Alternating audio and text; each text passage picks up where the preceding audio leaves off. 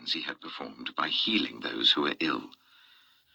Then Jesus went up on a mountainside and sat down with his disciples. The Jewish Passover festival was near. When Jesus looked up and saw a great crowd coming towards him, he said to Philip, "Where shall we buy bread for these people to eat?" He asked this only to test him, for he already had in mind what he was going to do. Philip answered him, "It would take more than half a year's wages to buy enough bread for each one to have a bite." Another of his disciples, Andrew, Simon Peter's brother, spoke up. "Here is a boy with 5 small barley loaves and 2 small fish. But how far will they go among so many?"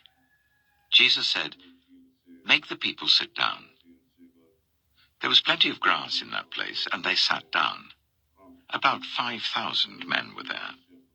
Jesus then took the loaves, gave thanks, and distributed to those who were seated as much as they wanted. He did the same with the fish.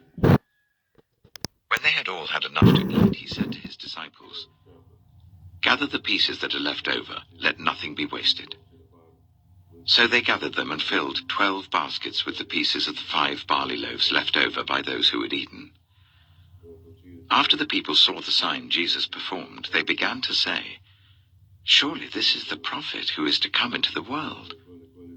Jesus, knowing that they intended to come and make him king by force, withdrew again to a mountain by himself. When evening came, his disciples went down to the lake, where they got into a boat and set off across the lake for Capernaum. By now it was dark, and Jesus had not yet joined them.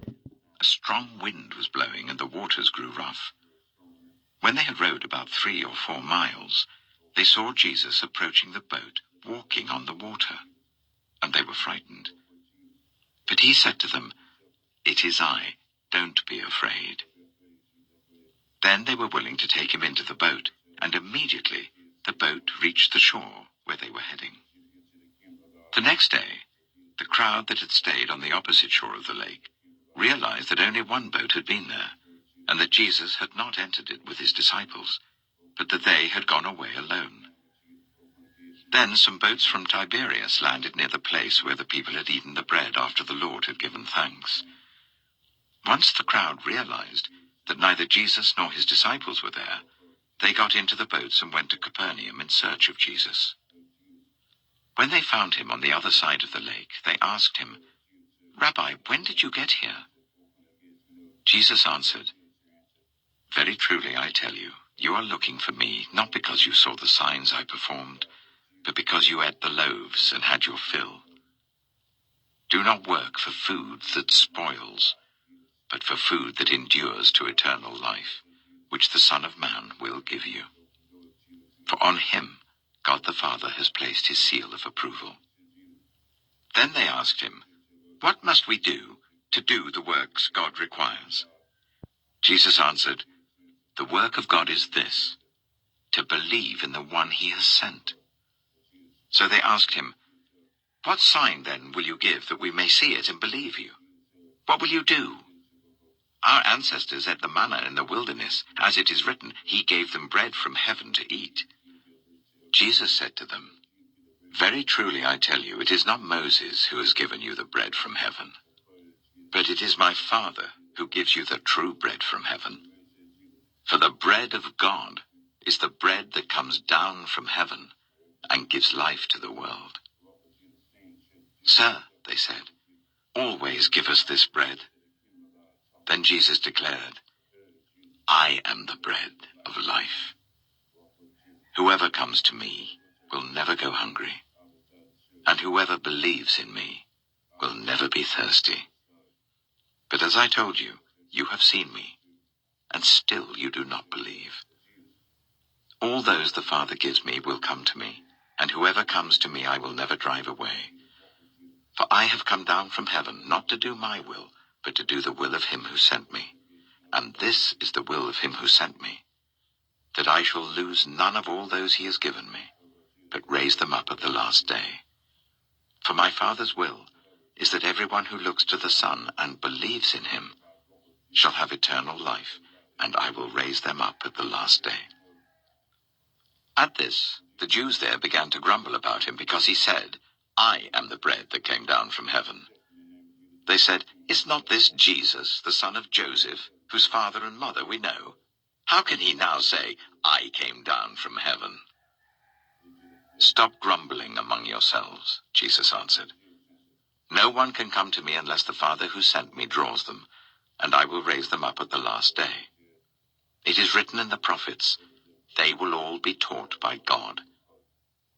Everyone who has heard the Father and learned from him comes to me. No one has seen the Father except the one who is from God. Only he has seen the Father. Very truly I tell you, the one who believes has eternal life. I am the bread of life. Your ancestors ate the manna in the wilderness, yet they died. But here is the bread that comes down from heaven, which anyone may eat and not die. I am the living bread that came down from heaven. Whoever eats this bread will live forever.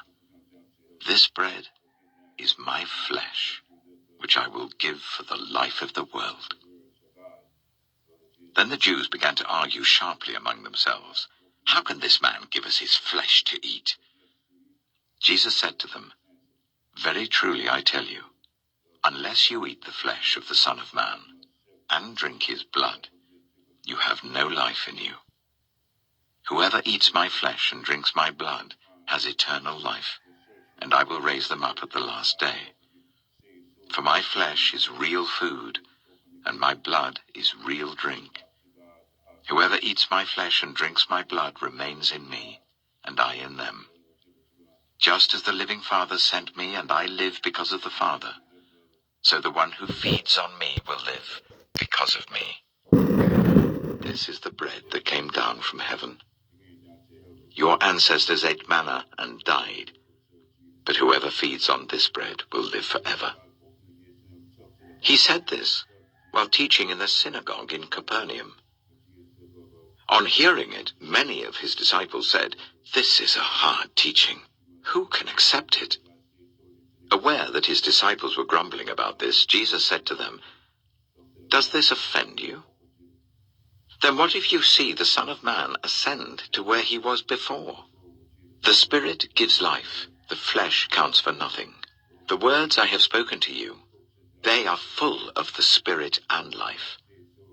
Yet there are some of you who do not believe." For Jesus had known from the beginning which of them didn't believe and who would betray him. He went on to say, "This is why I told you that no one can come to me unless the Father has enabled them." From this time, many of his disciples turned back and no longer followed him. "You do not want to leave too, do you?" Jesus asked the 12. Simon Peter answered, "Lord, to whom shall we go? You have the words of eternal life. We have come to believe and to know that you are the Holy One of God." Then Jesus replied, "Have I not chosen you, the 12? Yet one of you is a devil." He meant Judas, the son of Simon Iscariot, who, though one of the 12, was later to betray him. John chapter 7. After this, Jesus went around in Galilee. He did not want to go about in Judea, because the Jewish leaders there were looking for a way to kill him. But when the Jewish festival of Tabernacles was near, Jesus' brothers said to him, "Leave Galilee and go to Judea, so that your disciples there may see the works you do. No one who wants to become a public figure acts in secret. Since you are doing these things, show yourself to the world." For even his own brothers didn't believe in him. Therefore Jesus told them, "My time is not yet here. For you, any time will do. The world cannot hate you, but it hates me because I testify that its works are evil. You go to the festival. I'm not going up to this festival because my time is not yet fully come." After he had said this, he stayed in Galilee. However, after his brothers had left for the festival, he went also, not publicly, but in secret. Now at the festival, the Jewish leaders were watching for Jesus and asking, "Where is he?" Among the crowds there was widespread whispering about him. Some said, "He is a good man."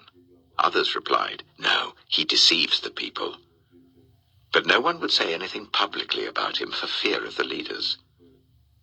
Not until halfway through the festival did Jesus go up to the temple courts and begin to teach. The Jews there were amazed and asked, "How did this man get such learning without having been taught?" Jesus answered, "My teaching is not my own. It comes from the one who sent me. Anyone who chooses to do the will of God will find out whether my teaching comes from God or whether I speak on my own. Whoever speaks on their own does so to gain personal glory. But he who seeks the glory of the one who sent him is a man of truth. There is nothing false about him. Has not Moses given you the law? Yet none of you keeps the law. Why are you trying to kill me?"